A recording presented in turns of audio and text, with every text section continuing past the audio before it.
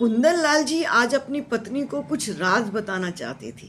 एक सरप्राइज था उनके पास, लेकिन वो सरप्राइज ही रह गया। कुंदन लाल जी को सोते सोते लकवा मार गया था। रात को अचानक पता नहीं क्या हुआ था और उनकी हालत खराब हुई और हॉस्पिटल ले जाते उनको लकवा हो गया था। हॉस्पिटल में एडमिट किया और डॉक्टर से पूछा गया, डॉक्टर साहब इनको क्या हुआ? डॉक्टर साहब ने कहा था इनको पैरालिसिस हो गया। तो पत्नी ने पूछा था क्या ये ठीक हो सकते हैं? तो डॉक्टर ने कहा था ये तो ऊपर वाला जाने, 50-50% चांस है, हो भी सकते हैं और नहीं भी हो सकते हैं। अब ये कुछ समय तक बिस्तर पर ही रहेंगे, 6 महीने का टाइम होता है, या तो ये ठीक हो जाएंगे या फिर ईश्वर जाने कि रहेंगे या नहीं रहेंगे। अब बेटे, बहू, पत्नी सब परेशान हो चुके थे और उन्हें घर में लाया गया।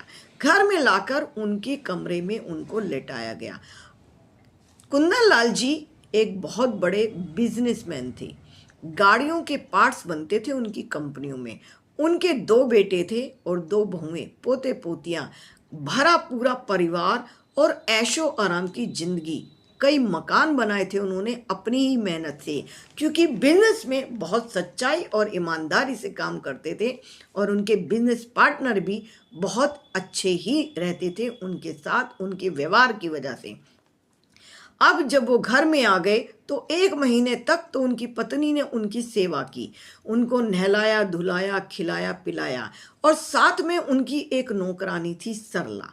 सरला उनके काम में पूरी तरह मदद किया करती थी। सरला की सैलरी बढ़ा दी गई थी और वो उनके कपड़े धोना, काम करना, सफाई करना और हर तरह का काम सरला किया करती थी। लेकिन 1 महीने के अंदर अंदर उनके कमरे से बदबू आनी शुरू हो गई थी, क्योंकि वो बिस्तर पर ही सारे काम करते थे, सूसू पोटी सब कुछ, और उनका नहलाना धुलाना भी उनके रूम के अंदर ही होता था।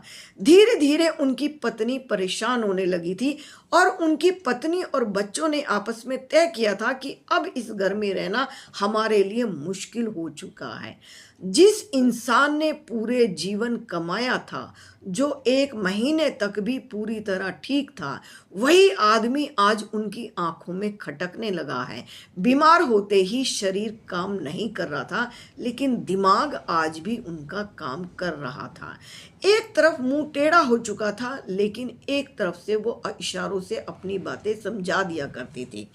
लेकिन पत्नी साथ नहीं दे रही थी और पत्नी ने और बच्चों ने मिलकर एक फैसला किया था कि सरला की सैलरी डबल कर दी जाए और इसको यहीं पर 24 घंटे के लिए अपॉइंटमेंट कर दिया जाए, ताकि सरला इनकी सेवा कर सके। सरला तो मन ही मन खुश हो गई थी। वैसे भी घर के काम किया करती थी और अब उसको वहां रहना था। सरला की उम्र भी 45 और 50 के बीच में थी, तो सरला को भी अपने घर में बहुत ज़्यादा काम नहीं होता था। सरला की डबल आमदनी हो गई थी, लेकिन उसके अंदर सेवा भाव भी था। सरला महिला थी, लेकिन वो जेंट्स का काम कर रही थी और पत्नी से भी बढ़कर उसने उनकी सेवा की थी। अब बेटों ने और पत्नी ने मिलकर ये फैसला कर लिया था कि सरला को इसी घर के अंदर छोड़ दिया जाए। उसके बच्चे भी वहां आकर रह सकते हैं, क्योंकि 2-3 फ्लैट और हैं, तो वो बेटे और पत्नी के साथ में वहां शिफ्ट हो गए थे। अपनी माँ को लेकर दोनों बच्चे अलग अलग फ्लैट में चले गए थे, क्योंकि फ्लैट कई थे तो उन्हें अलग होने का भी मौका आसानी से मिल गया था। दोनों बेटे अलग अलग फ्लैटों में और अपनी माँ को भी ले गए थे। अब घर के अंदर रह गई थी सरला। सरला ने रात दिन उनकी सेवा की। वो राज जो वो अपनी पत्नी को बताना चाहते थे, अब वो चाहकर भी किसी को नहीं बता पा रहे थे। सरला ने उन्हें टाइम से दवाई दी और डॉक्टर के यहाँ लेकर गई। जब वो डॉक्टर के लेकर जा रही थी तो डॉक्टर से पूछा, डॉक्टर साहब इनको क्या करना चाहिए कि हमारे सेठ जी जल्दी से जल्दी ठीक हो जाए। मुझे पता है जब से इन्होंने मुझे यहाँ रखा है मेरे बच्चों की पढ़ाई भी इन्होंने ही कराई है, और उनका जो छोटा मोटा काम कराया है ना वो भी मेरी सेठ जी की बदौलत ही हुआ है। मुझे इनके घर में काम करते करते 15-20 साल बीत चुके हैं। मैंने सेठ जी को बहुत नज़दीक से देखा है और मैं चाहती हूँ कि सेठ जी ठीक हो जाए। तो आप मुझे कुछ ऐसा बता दीजिए कि मैं इनको ठीक कर पाऊँ। तो डॉक्टर साहब ने कहा था आप इनकी क्या लगती हैं? मैं तो इनकी कुछ नहीं लगती, मैं इनके घर में एक नौकरानी की तरह काम करती हूँ, लेकिन इन्होंने मुझे कभी नौकरानी भी नहीं समझा है।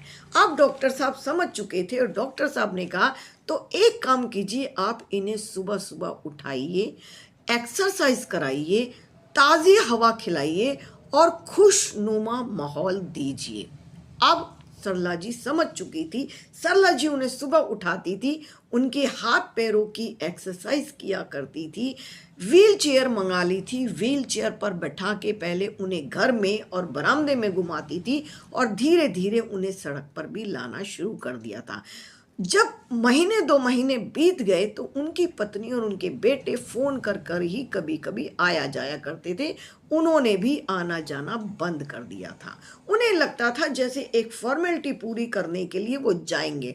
वो तो चाहते थे कि पापा इस उम्र में अब क्या करेंगे जीकर, शरीर तो किसी काम का रहा नहीं है, बिना बात इनके ऊपर पैसा ही खर्च हो रहा है, जो भी पैसा इनके ऊपर लग रहा है वो समझो सब बर्बाद होने वाला है।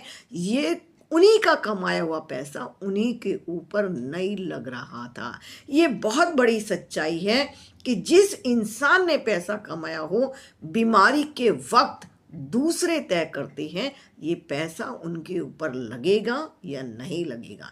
लेकिन एक राज था जो वो ठीक होते ही सरला को बताना चाहते थे। अब सरला तो लालच में बिल्कुल नहीं थी, उसका घर परिवार और ज़्यादा अच्छे से चलने लगा था, उसके बच्चे उसके पास आकर मिल जाया करते थे। धीरे धीरे सेठ जी में प्रोग्रेस होने लगी, हाथ पैर चलने लगे, दिमाग काम करने लगा और 1.5 साल के अंदर उसने उनको नहला धुलाकर, कपड़े धोकर, उनका कमरा भी ऐसा साफ सुथरा रखती थी, धूप बत्ती अगरबत्ती लगा दिया करती थी। अब वो धीरे धीरे व्हील चेयर पर बैठकर अपने आप वॉशरूम जाने लगे थे। सरला जी की मेहनत रंग लाई थी और एक दिन उन्होंने सरला जी को कहा था, सरला मुझे आज बैंक जाना है, बहुत ही ज़रूरी काम है। सरला ने कहा था सेठ जी अभी थोड़े दिन रुक जाइए, अभी आपकी कंडीशन वो नहीं है। लेकिन उन्होंने कहा था नहीं, अब मुझे वो बहुत ज़रूरी काम निपटाना है। उन्होंने अपने कागज़ सरला से मंगवा लिए थे, पैन कार्ड, आधार कार्ड, जो भी उनको ज़रूरी कागजात चाहिए थे, और सरला को लेकर बैंक में पहुंच गए थे।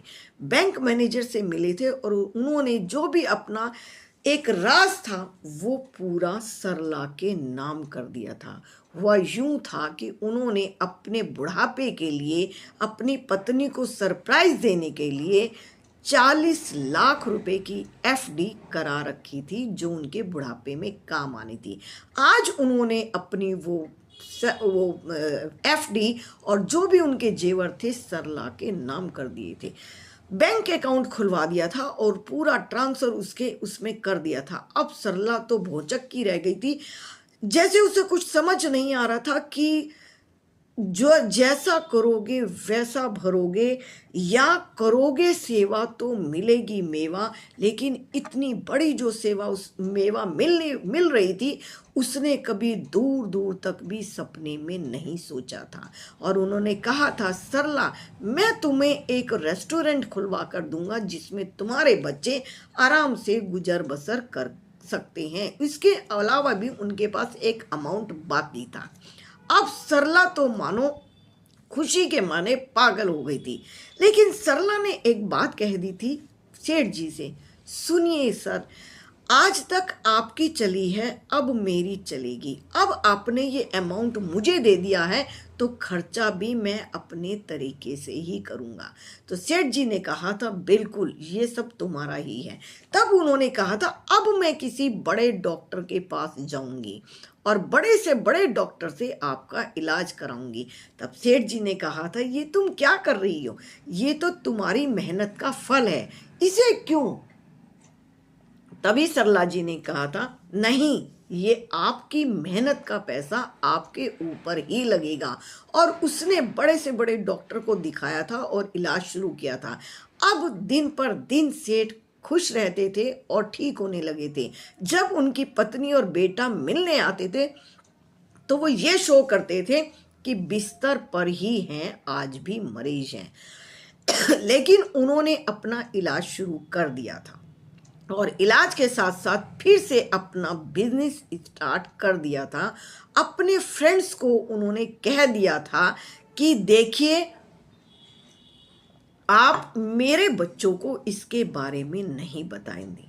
दोस्त तो दोस्त होते हैं ना, दोस्तों ने साथ दिया था और बिजनेस फिर से शुरू किया था, डीलिंग फिर से स्टार्ट हो गई थी।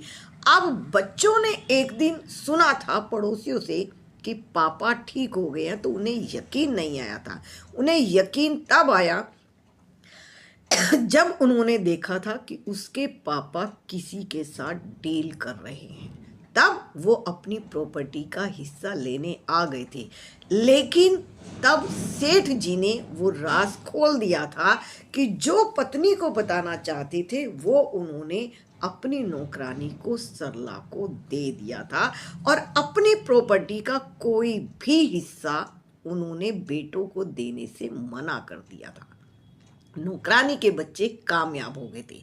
जैसा करोगे वैसा भरोगे, करोगे सेवा तो मिलेगी मेवा। सरला को सेवा का फल मिल चुका था।